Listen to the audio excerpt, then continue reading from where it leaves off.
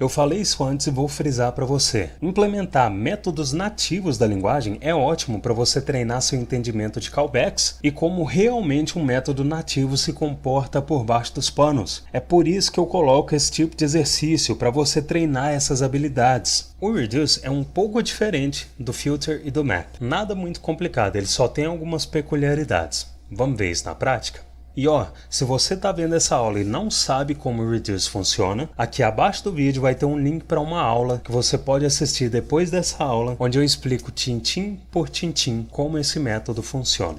No caso da invocação da função Reduce, a invocação dela precisa receber um array como primeiro argumento, uma função como segundo argumento, e um valor inicial como terceiro argumento, que vai ser o valor do accumulator. Roger, e se o terceiro argumento não for inserido? E se ao invés de uma função, um objeto for inserido como segundo argumento? E se nenhum parâmetro for inserido? É o seguinte, o foco dessa aula não vai ser cobrir casos inesperados. Eu vou fazer isso em aulas futuras, onde eu vou falar sobre o One Happy Path do TDD. Até lá, relaxa e foque em resolver só esses casos que foram pedidos no exercício, beleza? O primeiro caso que eu vou implementar é que se um array com os itens 1, 2 e 3 for inserido como primeiro parâmetro, uma função com os parâmetros accumulator e item, que retorna accumulator somado a item, for inserida como segundo argumento, e um 0 for inserido como terceiro argumento, essa invocação precisa retornar 6. Só que se eu olhar o console, obviamente um reference error dizendo que reduce is not defined é lançado porque eu não defini, eu não criei uma função reduce. Qual é o mínimo de código que eu preciso implementar para esse erro não ser mais lançado? Se acima da invocação eu inserir uma const reduce, que recebe uma função, e salvar esse arquivo, o erro não é mais lançado.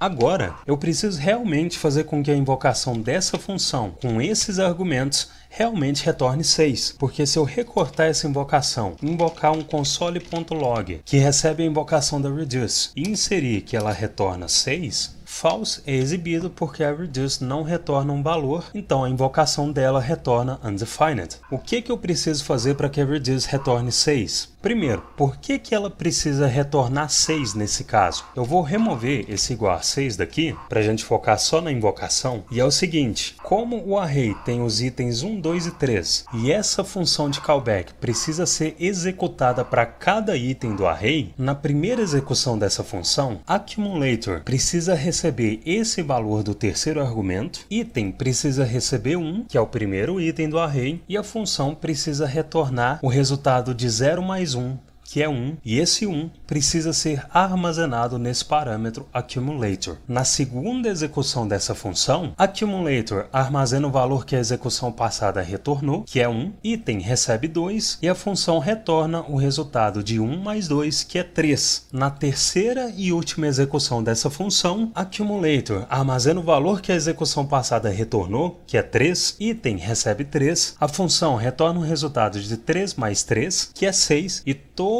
essa invocação retorna 6. Então, para começar a implementar essa função, eu vou definir 3 parâmetros nela. O primeiro é o ARR, que é uma abreviação de array, porque esse parâmetro vai receber esse array inserido no primeiro argumento. O segundo parâmetro é func, que vai receber essa função do segundo argumento. E o terceiro parâmetro é o initial value, que vai receber o valor do terceiro argumento. Feito isso, como eu sei que eu preciso executar a função recebida nesse parâmetro para cada item do ARR, aqui dentro da função eu vou invocar arr.forEach, que recebe uma função com o parâmetro item, e dentro dessa função eu preciso fazer com que essa função seja executada para cada item do array. Observa que essa função tem um parâmetro accumulator e um parâmetro item, então a invocação dela precisa receber esses dois valores como argumentos. Então, se aqui dentro do forEach eu invocar a func e inserir como primeiro argumento o initial value e inserir como segundo argumento o item do array, eu estou fazendo esse parâmetro accumulator receber o 0, que está sendo recebido nesse parâmetro initial value, inserido como primeiro argumento da invocação. Então ele está sendo atribuído para esse parâmetro accumulator, e como o segundo argumento é o item do array, esse item está sendo recebido aqui no parâmetro item. Então ótimo,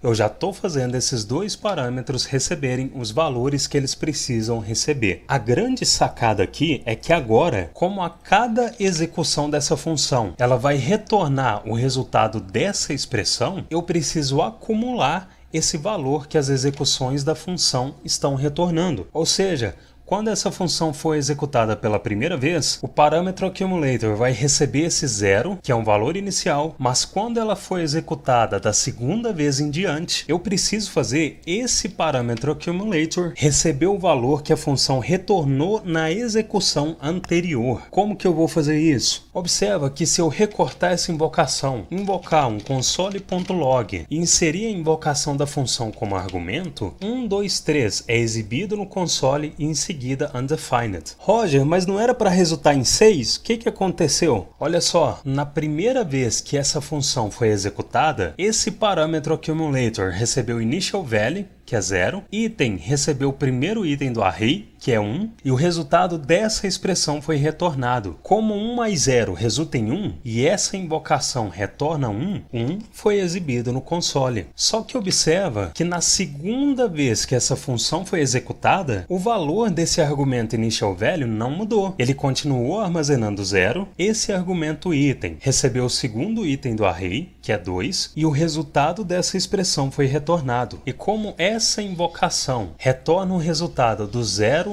somado ao item, 2 foi exibido no console. E na terceira vez que a função de callback foi executada, ela retornou o resultado da soma entre 0 e 3, que é o último item do array. O resultado dessa soma é 3, e como a minha função reduce não retorna um valor, e como a invocação dela foi inserida como argumento de um console.log, undefined é exibido.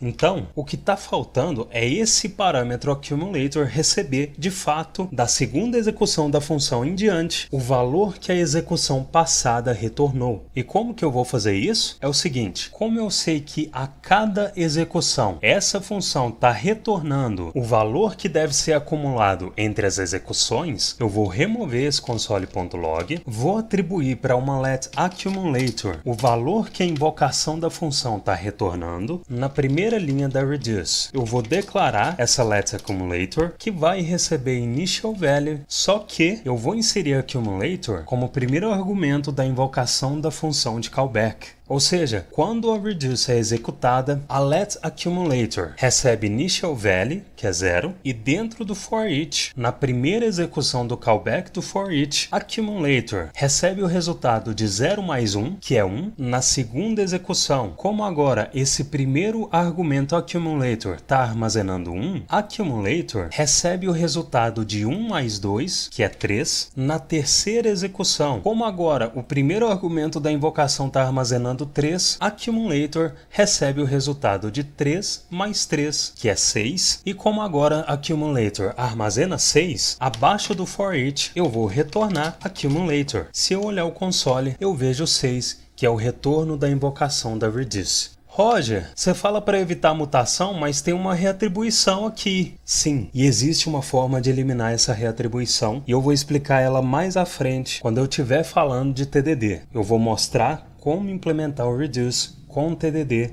e sem mutação. Agora, eu vou testar um segundo caso que é só uma variação desse primeiro, só para checar que a reduce está funcionando quando eu passo números diferentes no array. Então, se aqui abaixo eu inserir um console.log, que recebe a invocação da reduce, que recebe um array 2, 3, 4, uma função com um parâmetro accumulator, um parâmetro item, retorna accumulator mais item e recebe um 0, como 0 mais 2 é 2, 2 mais 3 é 5 e 5 mais 4 é 9, eu vejo 9 exibido no console também. Só que observa que eu ainda estou testando a reduce só para somar os números do array.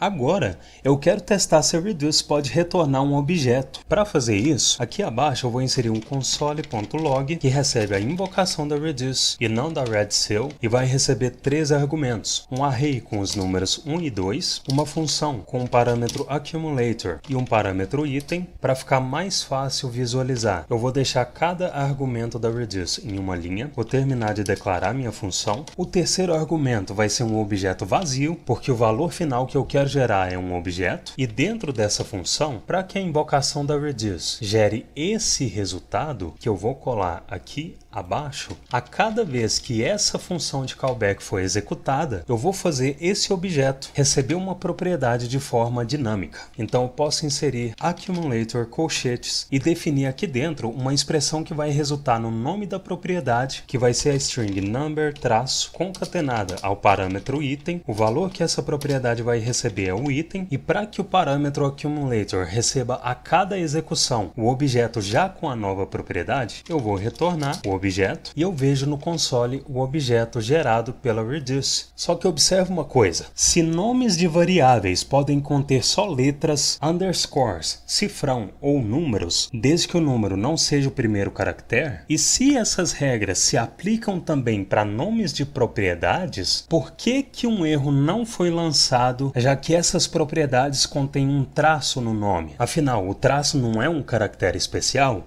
Eu vou te explicar por quê.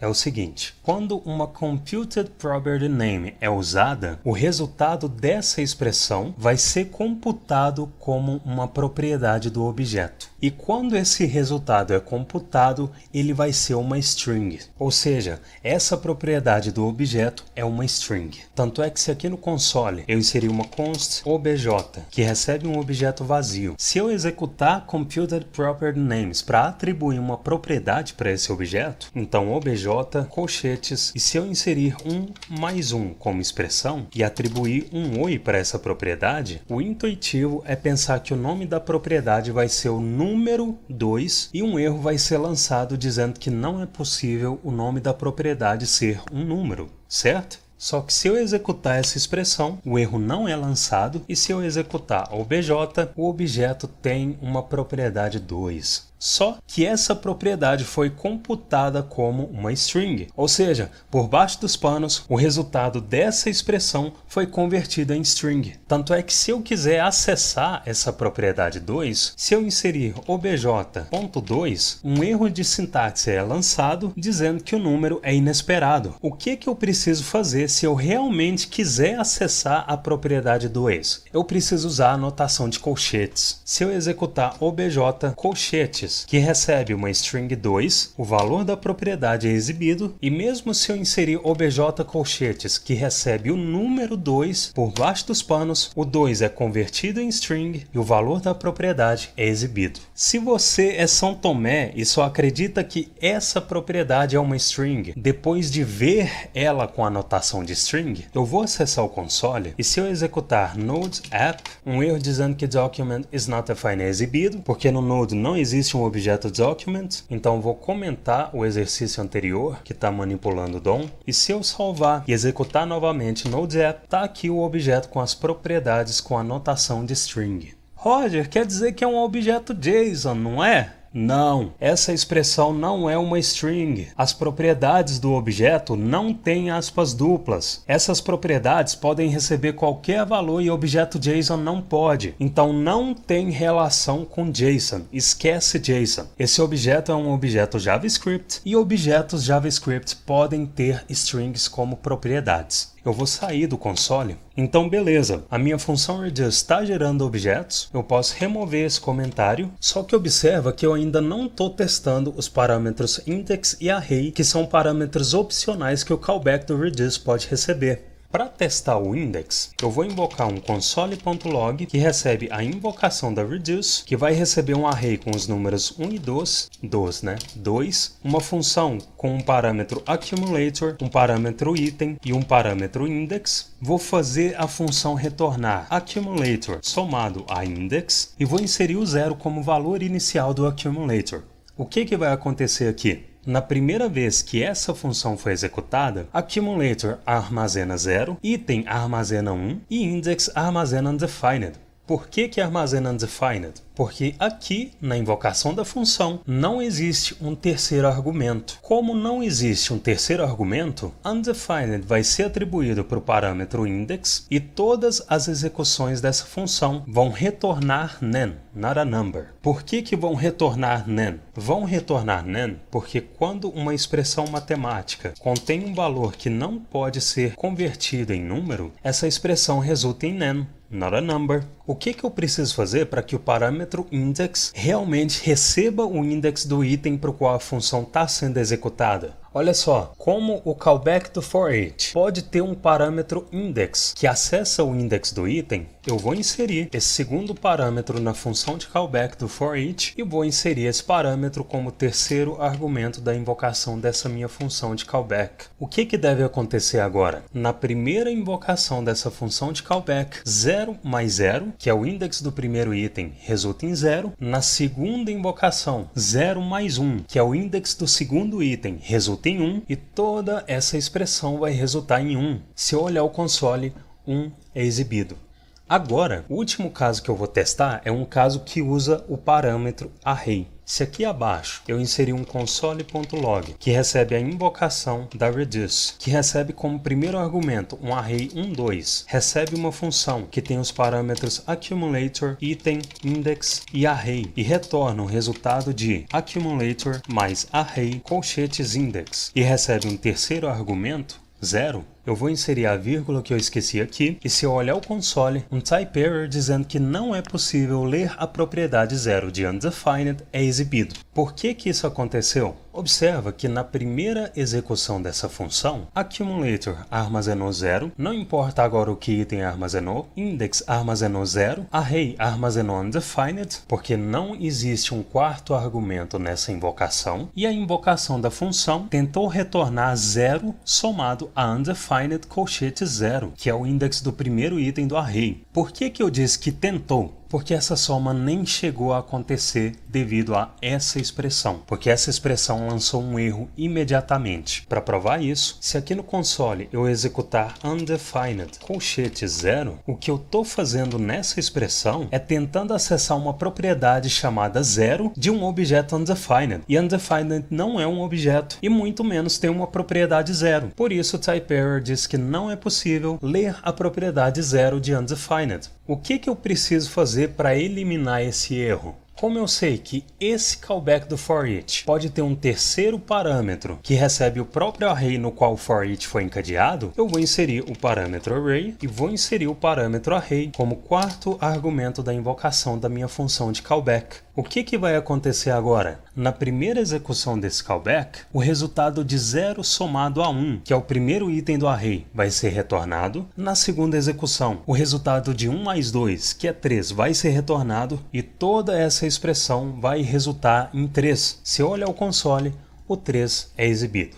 Agora, já que eu resolvi o exercício, eu posso observar as oportunidades de melhoria desse código e eu quero deixar ele mais legível. E eu vou começar a fazer isso nomeando a ação que essa função de callback do for-each está fazendo. O que essa função está fazendo?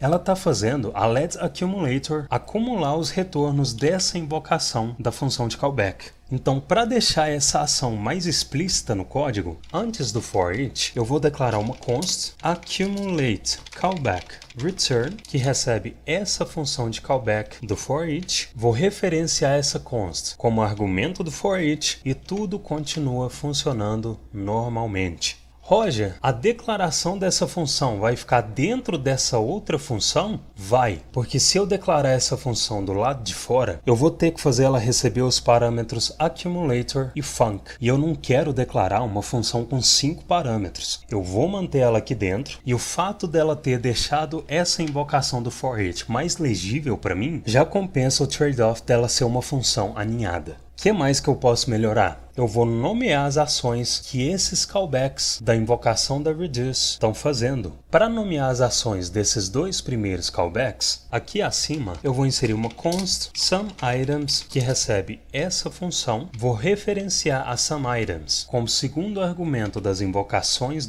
da reduce e se eu olhar o console, 6 e 9 continuam exibidos. Agora, eu vou nomear o que essa função de callback está fazendo. O que ela está fazendo? Ela está criando propriedades baseadas nos itens do array. Então, abaixo da SumItems, eu vou inserir uma const createItemBasedProperties que recebe essa função do segundo argumento da invocação da reduce. Vou referenciar essa const como segundo argumento e se eu voltar essa invocação da reduce para uma linha, se eu salvar o arquivo, eu vejo que o objeto gerado pelo reduce continua exibido. Observa que agora, entre essas duas funções que contêm múltiplas linhas, eu tenho uma função que tem só uma linha. Para organizar isso, eu vou recortar essa função de uma única linha e vou deixar ela abaixo das funções de múltiplas linhas. E assim eu posso organizar melhor o código, deixando as funções que têm blocos de código mais acima e deixando as funções de única linha após essas funções de múltiplas linhas. E poderia ser o contrário também, desde que haja consistência no padrão de organização. Agora, como o que essa penúltima função de callback está fazendo é somar os itens com os index, eu vou inserir uma const SUMITEMS plus index, que recebe essa função do segundo argumento. Vou referenciar essa const como segundo argumento, e como essas duas funções têm uma única linha, eu não vejo necessidade de inserir uma linha em branco entre elas, porque além de funções de uma linha serem mais legíveis e rápidas de ler, quando eu agrupo essas funções em um bloco, eu estou indicando visualmente que esse bloco tem o conceito de agrupar pequenas funções que fazem uma única coisa e que, por serem mais simples, não precisam ser separadas por linhas em branco. Se eu olhar o console, 1 continua sendo exibido normalmente. E essa última função de callback, o que ela está fazendo? Ela está somando os itens do array, mas ela está fazendo isso usando o parâmetro array. Então, eu vou inserir uma const SUMITEMS using ArrayParam, que recebe essa função do segundo argumento. Vou referenciar essa const como segundo argumento, e como nessas duas funções eu não estou usando o parâmetro item, eu vou substituir esses parâmetros por um underscore, e se eu olhar o console, 3 continua exibido, o código continua funcionando normalmente, com a diferença de que agora ele ficou mais legível e organizado.